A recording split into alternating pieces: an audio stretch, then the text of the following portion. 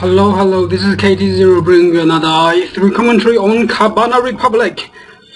First, I have to apologize to both of these players and people who noticed my mistake on the forum that I got the names of the player wrong. What a unforgivable mistake. And the Empire player appears in the color of cyan is not, in fact, Kiwi. It's Kimi. I automatically assumed that there will be no one else on the forum using a name that starts with a key other than Kiwi, so my mistake there. I completely apologize for that, and I guess, well, that's all. The rest of the things I wanted to say was on a post that I posted on the thread that I created for Game 1.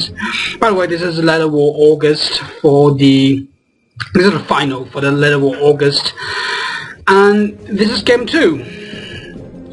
I guess that's all you want to, or you would want to know for the games itself. And let's get back into the game. We see Empire has indeed opened with a very, and I do mean very economical opening. He has opened just one barracks. Oh, there's something unusual. We have a mainframe core coming out from our Empire player. So he's thinking about a quick tack and going by the unit production structure, which is currently just one dojo there.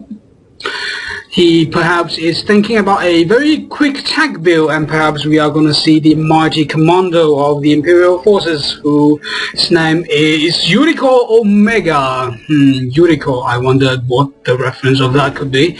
And very crucial for the Empire player is that he has to deny all forms of scouting from the Allies player, and in fact, I think all the Allies player have to rely on right now is just dogs for scouting, and in that regard the Empire player is quite thorough in that, and the Allies player seems to be quite confident with his understanding on the game. He's not even going to try to scout the Empire player, and the Empire player is just comfortably taking up right now. He's trying to go to tier 2 with his dojo, which is the dojo breakthrough upgrade, and while the Allies player is going for a sea rush, he's built a seaport before his second refinery, and now he does have 2 refinery up to support the seaports, and after producing one hydrofoil and one assault destroyer, the Allies player has indeed so his seaport, and the 2 units are now making their way into the Empire player's space.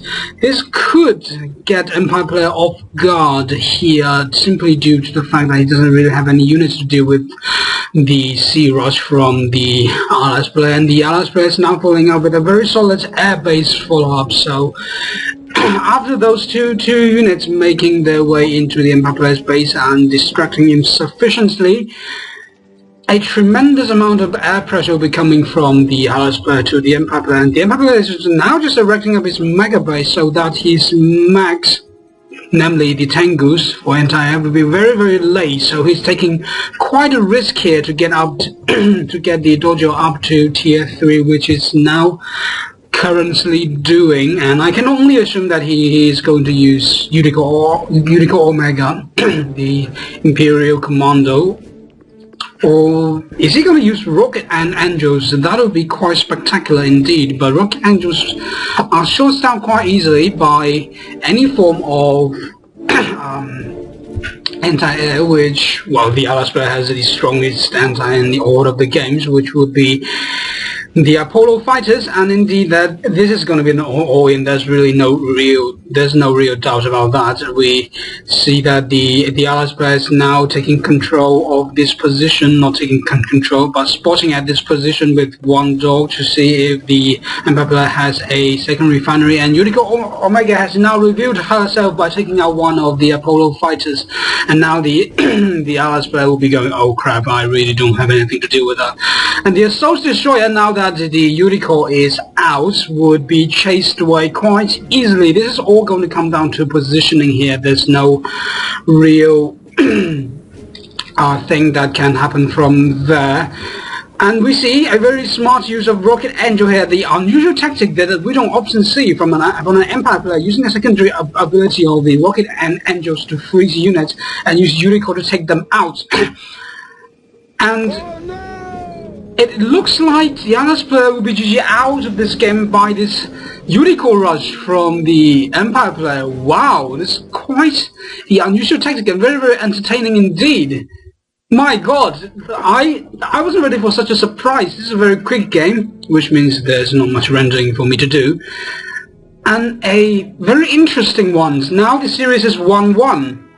Wow, this is getting tense. Okay, so let's get right into game 3. I'm not going to even wait for tomorrow, so there will be 2 games up today. Lucky for you guys, and I shall see you in a moment.